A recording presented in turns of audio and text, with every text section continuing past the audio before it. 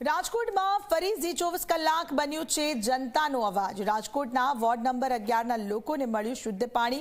ઝી 24 કલાકના અહેવાલ બાદ શુદ્ધ પાણી મળી રહ્યું છે।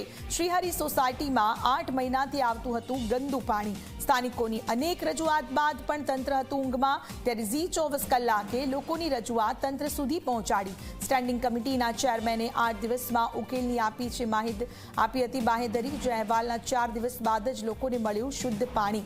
સ્થાનિક લોકોએ ઝી 24 કલાકનો આભાર માન્યો।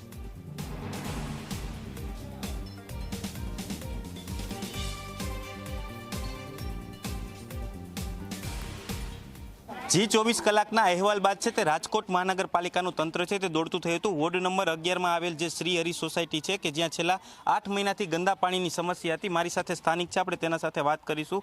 જી 24 કલાકના માધ્યમથી ચેરમેને બાહેંધરી આપી હતી કે 8 દિવસની અંદર તમારા ગંદા પાણીની સમસ્યાનો હલ આવ્યો છે કે નહીં?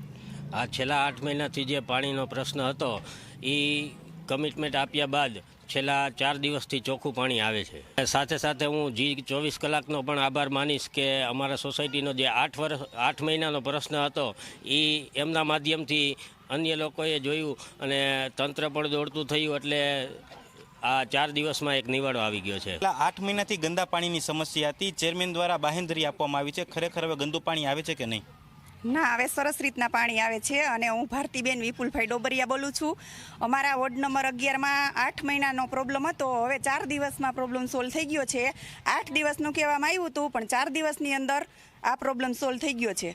એટલે અમે જી ટીવીની આ ચેનલ છે એનો આભાર માની છીએ, અને આ બધા આ કેવા કોપરસરવાળાનો પણ આભાર માની છીએ, આ કામ કર્યું એનોય આભાર માની છીએ। ના, હવે તો સરસ પાણી આવે છે, કોઈ જાતનો કાંઈ પ્રશ્ન નથી।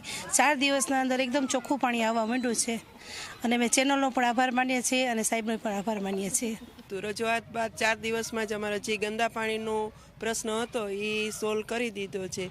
જી માધ્યમ પણ એની સાથે હતું અને એનો પણ અમે આભાર માનીએ છીએ।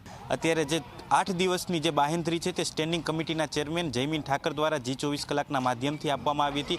હરહંમેશની જેમ જી 24 કલાક છે તે પોતાની સામાજિક જવાબદારી છે તે નિભાવતું આવ્યું છે, ત્યારે વધુ એક વખત જી 24 કલાકના અહેવાલ બાદ રાજકોટ મહાનગરપાલિકાનું તંત્ર છે તે દોડતું થયું હતું, અને 8 દિવસની જે બાહેંધરી આપવામાં આવી હતી તે 4 દિવસમાં જ જે ગંદા પાણીની સમસ્યા હતી તેનું જે સમાધાન છે તે કરવામાં આવ્યું હતું। છેલ્લા 8 મહિનાથી આ સ્થાનિકો છે તે ગંદા પાણીની સમસ્યાથી પીડાતા હતા, ત્યારે અત્યારે શુદ્ધ પાણી આવી જતા લોકો છે તેમાં ખૂબ જ ખુશખુશાલ છે તે જોવા મળી રહ્યા છે।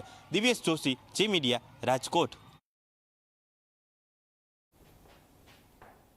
તો ઝી 24 કલાકના અહેવાલ બાદ તંત્ર સફાળું જાગ્યું છે। વારંવાર તંત્રને રજૂઆત કરાઈ હતી। આ બંને દ્રશ્યો આપ જુઓ, લોકોએ રજૂઆત કરી હતી, તંત્ર ઊંઘમાં હતું, ઘોર નિંદ્રામાં હતું। 30 જાન્યુઆરી 2024 જે પાણી આપ જોઈ રહ્યા છો, ત્યારબાદ 4મી તારીખને આ બંને દ્રશ્યો જે સામે આવ્યા છે, શ્રીહરિ સોસાયટીમાં 8 મહિનાથી આવતું હતું ગંદુ પાણી।